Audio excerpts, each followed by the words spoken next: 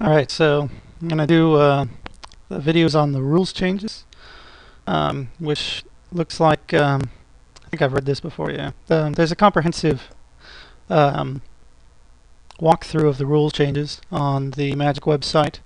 For some reason, there's a link at the top of the article that says, read this more recent article for more detailed changes, notes, whatever, for the complete detailed changes, and there's nothing in that article that's detailed or, yeah, I don't understand. He was just talking about random stuff in that article. Anyway, so they're changing a lot of the rules in Magic 2010, which is coming out in the pre-release was this weekend, and the rules are gonna take effect like in a week in paper, and online they're gonna take effect. I forget exactly when. The 17th or something, the 29th. I can't remember, but soon. Anyway, we're all going to have to live under the new rules, so it's interesting to take a look at what they are. So, I guess the last time they did a comprehensive rules change was 10 years ago, which would have been right about when I started Magic, so I don't think I really had a sense of the rules changes then, and I think I started playing right after them, so the 6th edition rules have been the rules I always played with, other than the minor update changes and little changes they've done. Okay, so one thing they've done is they've now implemented simultaneous mulligans. So what they're saying is that a lot of people do this anyway. Basically, you mulligan while your opponent's mulliganing. Each time they mulligan, you mulligan if you want to. The difference would be in this situation that once you've decided to stop mulliganing, you can't start mulliganing again. So one player goes first to decide whether they'll mulligan, and I guess this is going to be the player who's playing first. Let's see. Starting with the player who will take the first turn, right? So the player who's going to play first gets to decide whether he wants to mulligan, and then if he decides to mulligan, the other player can also mulligan, and he'll mulligan at the same time, and you'll repeat that process until one person decides not to mulligan, and then the other person can continue to mulligan, and then once he stops mulliganing, the game starts, or neither player can mulligan. If the player who's going to play first decides not to mulligan, then the other player can decide to mulligan and mulligan as many times until they have no cards, right? So the way it used to be was I mulligan, then I mulligan all my mulligans, and then you mulligan all your mulligans, right? So, so there's a little difference. I'm not sure that it's a really, what kind of changes this is going to create. Basically, if you're the player who's going to draw first, you have less information to decide whether to take your first mulligan. But if you're the player who's playing first, you have more information to decide whether to mulligan.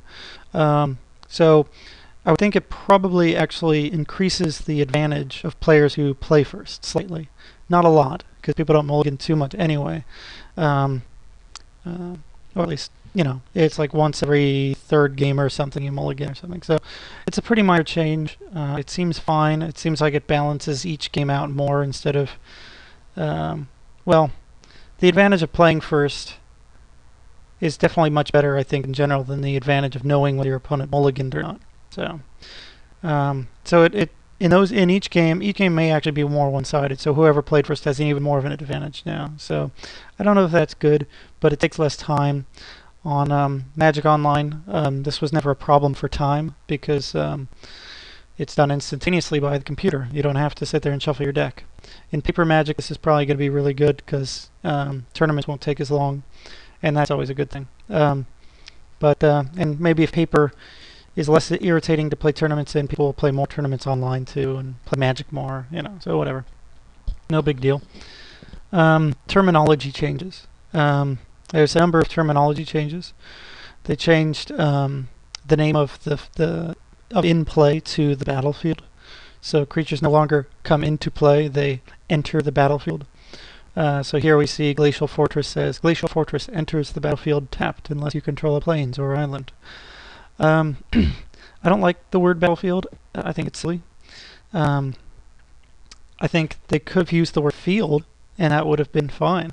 Um, Battlefield just seems extraneous, but it's terminology change. Otherwise, doesn't change the way the game works, and it's good in the fact that it gets rid of some of the confusion of come into play when you play, um, um, as you play. There's a number of play words.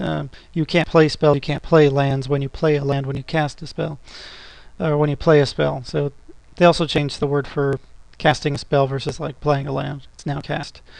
So this seems fine. Battlefield is kind of dumb because a lot of things you put into play aren't in combat, you know. But oh well, that's fine. It's the same game otherwise, and it's not so annoying. I mean, the Battlefield Magic is a very combat-oriented format, especially more now than it used to be. So so that's all right. Although I think it does kind of diminish the concept like flavorfully that you're building like an environment. Like sometimes you put certain enchantments in play and you put your lands in play, and it's like you're building like a little community in a world, whereas now it's like everything is involved in combat, so everything's about that conflict instead of like your theme deck that builds around something. That would have more of like an RPG feel to it. But that's fine. It seems perfectly fine.